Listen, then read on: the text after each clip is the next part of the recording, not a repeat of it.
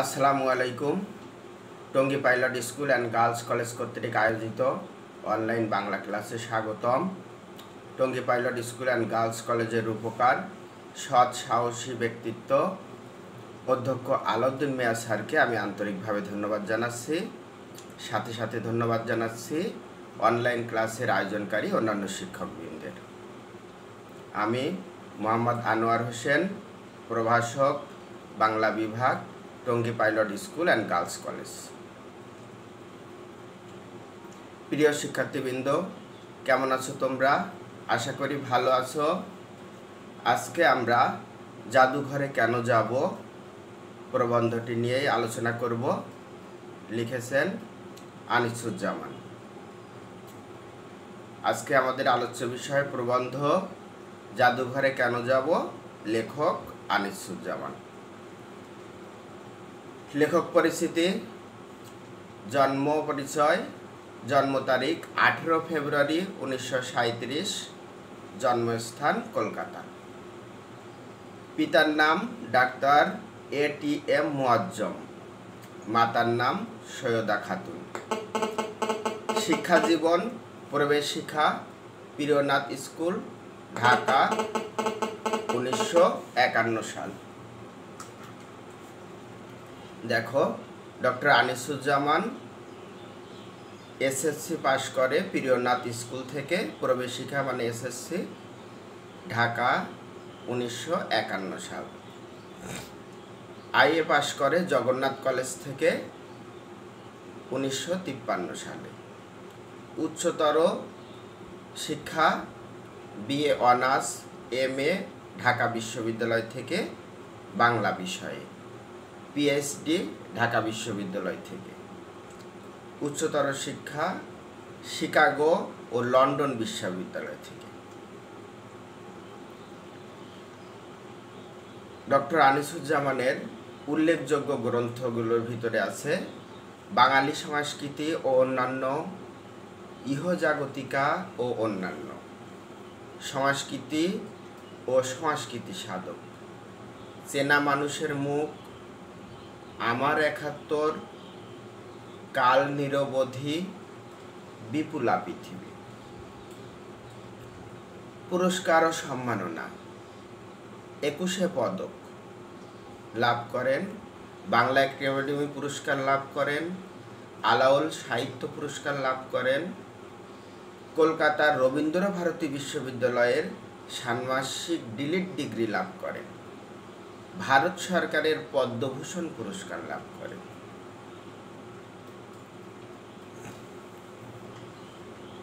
এই রচনাটি চট্টগ্রাম বিশ্ববিদ্যালয়ের জাদুঘরের রজত জয়ন্তী, রজত জয়ন্তী মানে হলো 25 বছর পূর্তি উৎসব উপলক্ষে শামসুল হোসাইনের সম্পাদনায় প্রকাশিত স্মারক পুস্তিকা ঐতিহ্যায়ন, এটি প্রকাশিত হয়েছিল 2003 সালে।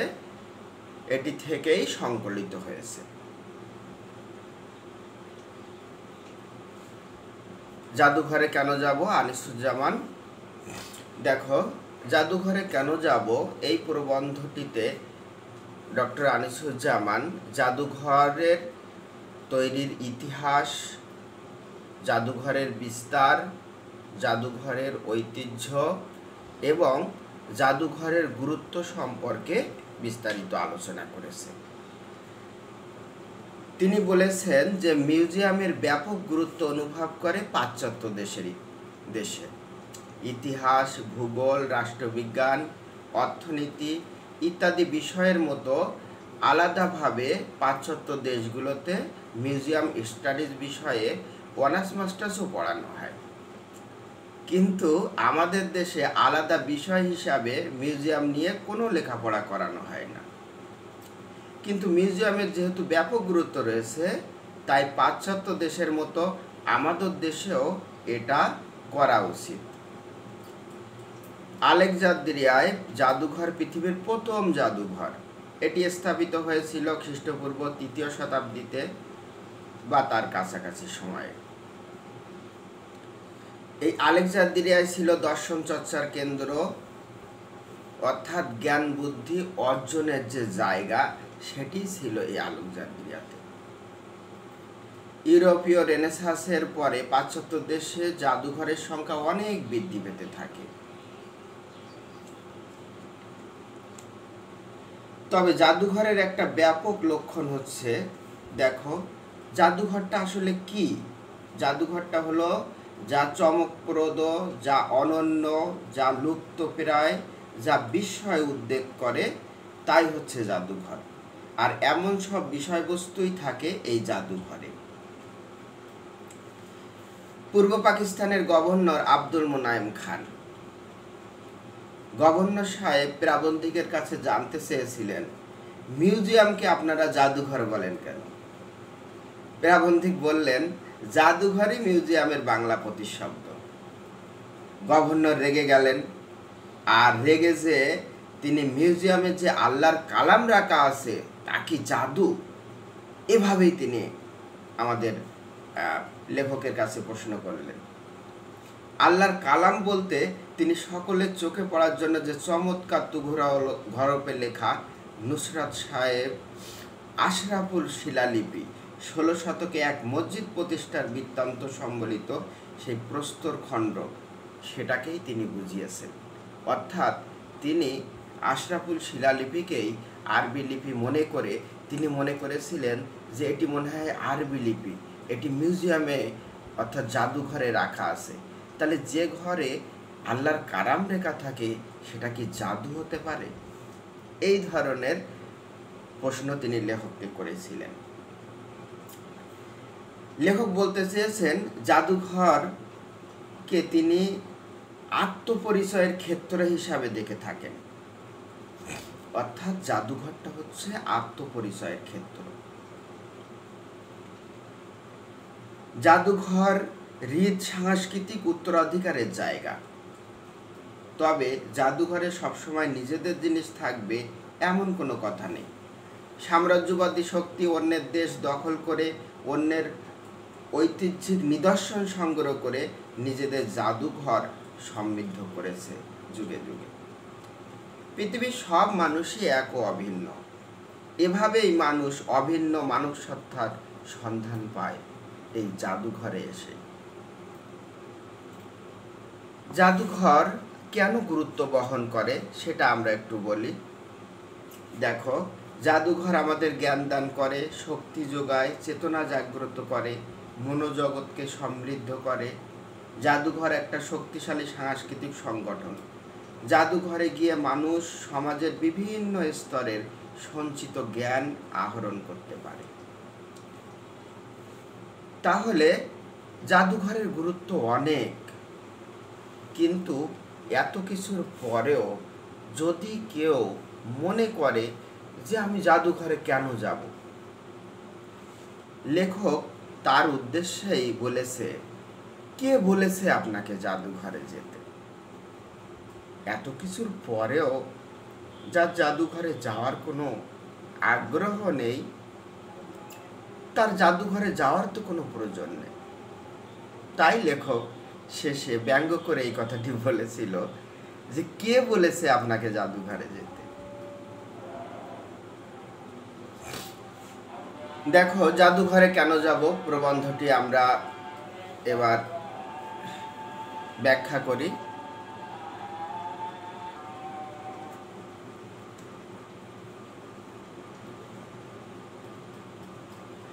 পাশ্চাত্য দেশে জাদুঘর তত্ত্ব, মিউজিওলজি, মিউজিওগ্রাফি বা মিউজিয়াম স্টাডিজ একটি স্বতন্ত্র বিদ্যায়তনিক বিষয়।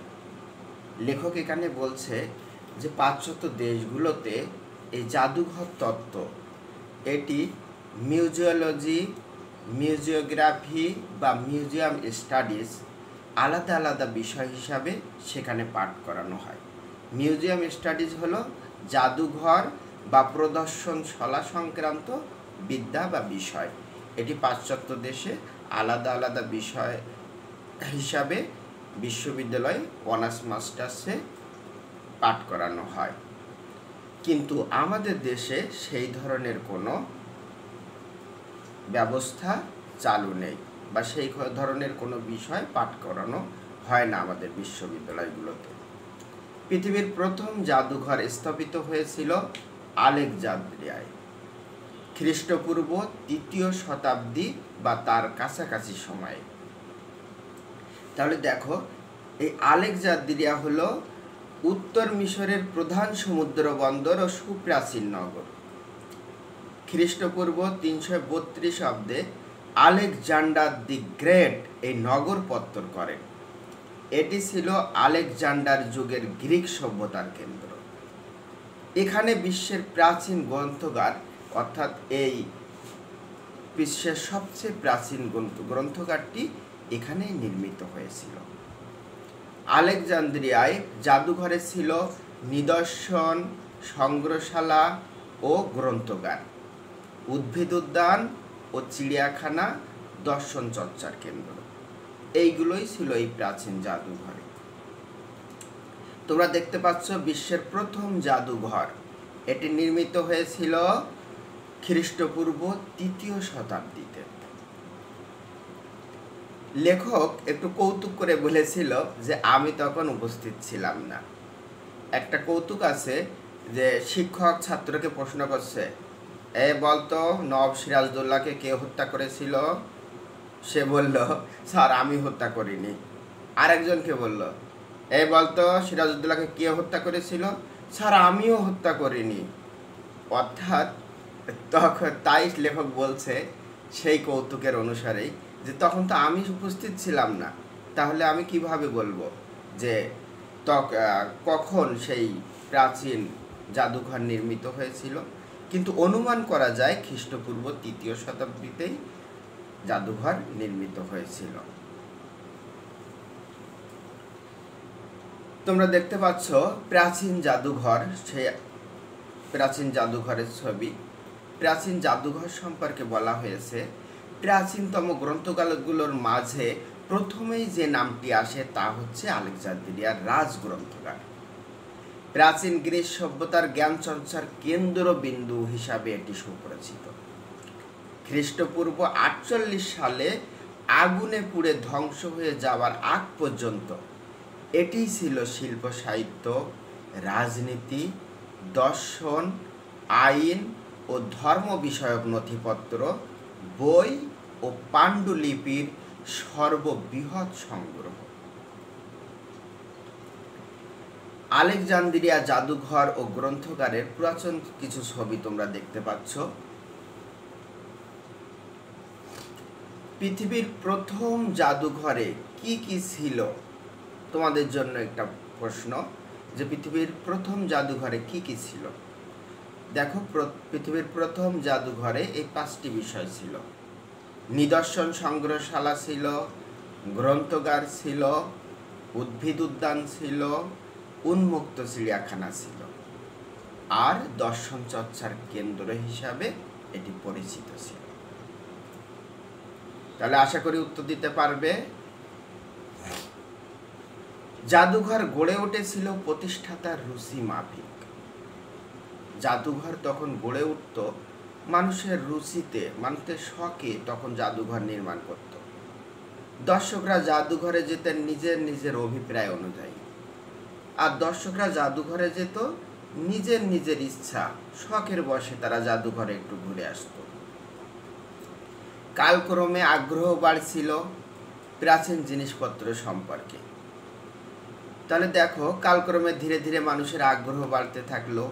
অনেক কিছু প্রাচীন জিনিস দেখা যায়, সেগুলো দেখতে ভালো লাগে, মানুষের আগ্রহ বাড়তে শুরু করে। জাদুঘর গড়ার ভিত্তি রচনা করছিল সম্পন্ন ব্যক্তি বা পরিবারের উদ্যোগে প্রাচীন জিনিসপত্র সংগ্রহ।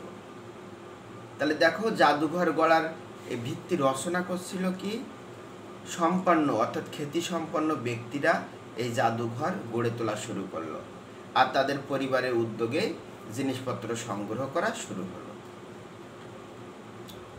পাশ্চাত্য দেশে প্রাচীন জিনিসপত্র সংগ্রহের প্রয়াস বৃদ্ধি পায় ইউরোপীয় রেনেসাঁসের পরে। তাহলে পাশ্চাত্য দেশে প্রাচীন জিনিসপত্র সংগ্রহের প্রয়াস বৃদ্ধি পায় কিসের ফলে? ইউরোপীয় রেনেসাঁসের ফলে। অর্থাৎ ইউরোপীয় রেনেসাঁসটা কি তোমরা একটু জেনে নাও। খ্রিস্টীয় 14 থেকে 16 শতক ধরে ইউরোপের শিল্প সাহিত্য, জ্ঞান চর্চা ও চিন্তা চেতনার ক্ষেত্রে নবজাগরণের মাধ্যমে মধ্যযুগ থেকে আধুনিক যুগে উত্তরণই ইউরোপীয় রেনেসাঁস।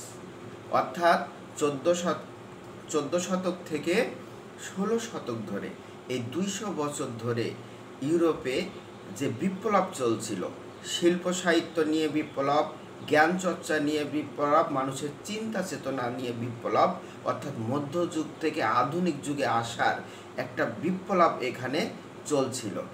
এই বিপ্লবটার নামই হলো ইউরোপীয় রেনেসাঁস।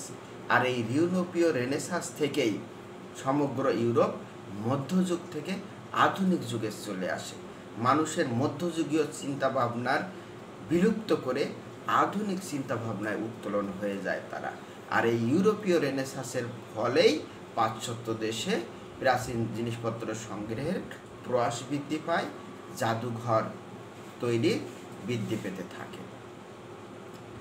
ব্যক্তিগত বা পারিবারিক জাদুঘরে জনসাধারণ সামান্য প্রবেশ মূল্য দিয়ে ঢুকতে পারত।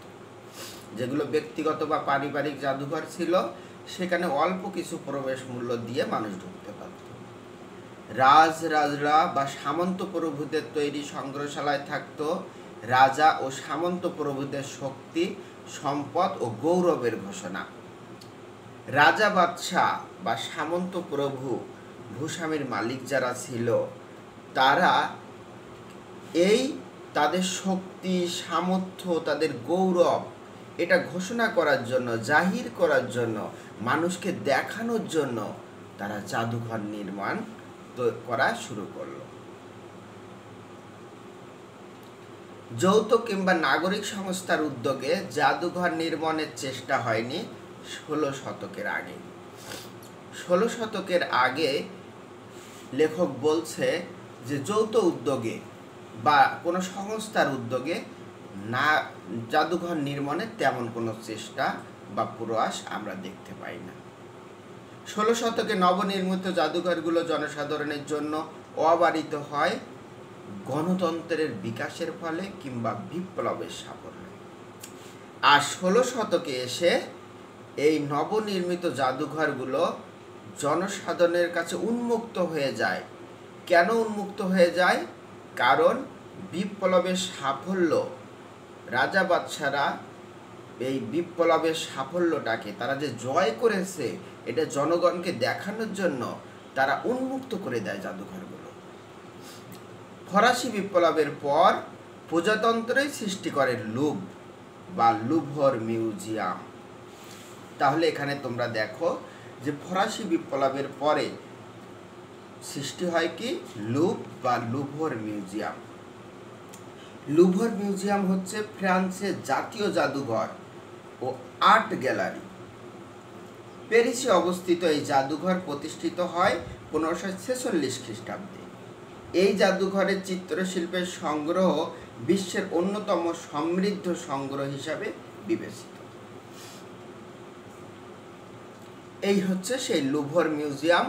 এটি কত খ্রিস্টাব্দে প্রতিষ্ঠিত হয়েছিল? দেখো 1546 খ্রিস্টাব্দে। এটি কোথায় অবস্থিত? এটি প্যারিসে অবস্থিত, ফ্রান্সের প্যারিসে এটি অবস্থিত। ভার্সাই প্রাসাদের দ্বার উন্মোচিত হয় ফরাসি বিপ্লবের পরে। লেনিনগ্রাদের রাজপ্রাসাদে গড়ে ওঠে হারমিতিয়ে। তাহলে ভার্সাই প্রাসাদের দ্বার উন্মোচিত হয় কিসের ফলে? ফরাসি বিপ্লবের ফলে। লেনিনগ্রাদের রাজপ্রাসাদে গড়ে ওঠে কি গড়ে ওঠে? হারমিতিয়ে জাদুঘর গড়ে ওঠে। আর হারমিতিয়ে গড়ে ওঠে কিসের ফলে? রুশ বিপ্লবের পর। হারমিতিয়ে গড়ে ওঠে কখন? রুশ বিপ্লবের পর। এটি হলো সেই হারমিতিয়ে জাদুঘর। ফরাসি বিপ্লব। ফরাসি বিপ্লব কখন হয়? 14 জুলাই 1789 সালে ফরাসি বিপ্লব সংগঠিত হয়। দেখো, ইউরোপের প্রথম বুর্জোয়া বিপ্লব হচ্ছে এই ফরাসি বিপ্লব। 1789 সালে 14 জুলাই ফরাসি জনগণ সেখানের কুখ্যাত বাস্তিল দুর্গ ও কারাগার দখল করে নেয় এবং সমস্ত বন্দীকে মুক্তি করে দেয় তারা। এর মাধ্যমে এই বিপ্লবের সূচনা হয়ে যায়। এই বিপ্লবের নেতৃত্ব দেয় ধনিক শ্রেণী, আর অত্যাচারিত কৃষকরা ছিল তাদের সহযোগী। বিপ্লবের মূল বাণী ছিল মুক্তি, সাম্য, ভ্রাতৃত্ব ও সম্পত্তির পবিত্র অধিকার। এই বিপ্লবের ফলে সামন্তবাদের উদ্ঘাটন হয়। এটি হলো সেই ফরাসি বিপ্লব, যেটি 14 জুলাই 1789 সালে সংগঠিত হয়। রুশ বিপ্লব সংগঠিত হয় কবে? 7 নভেম্বর 1917 সালে। আর এই রুশ বিপ্লবের নেতৃত্ব কে দিয়েছিল? ভ্লাদিমির ইলিচ ইলিয়াভ, যার ডাক নাম ছিল লেনিন। রুশ বিপ্লব 1917 সালের 7 নভেম্বর বিপ্লবী নেতা লেনিনের নেতৃত্বে রাশিয়ায় সর্বহারা দল বলশেভিক পার্টি সেখানকার জারতন্ত্রকে হটিয়ে রাষ্ট্র ক্ষমতা দখল করে। এই বিপ্লবের মাধ্যমে রাশিয়ায় সমাজতন্ত্র প্রতিষ্ঠিত হয়। সমস্ত সম্পত্তি ও উৎপাদনের উপায়ের মালিক হয় জনগণ তথা রাষ্ট্র। তাহলে এটি হলো সে রুশ বিপ্লব। আর রুশ বিপ্লবের নেতৃত্ব কে দিয়েছিল? ভ্লাদিমির ইলিচ ইলিয়াভ ওরফে লেনিন। আজ এ পর্যন্তই। আগামী ক্লাসে জাদুঘরে কেন যাব প্রবন্ধটির বাকি অংশ তোমাদের পড়াবো। সে পর্যন্ত তোমরা ভালো থেকো, বাড়িতে থেকো, নিরাপদে থেকো, সুস্থ থেকো। পরবর্তী পাঠে আবার দেখা হবে।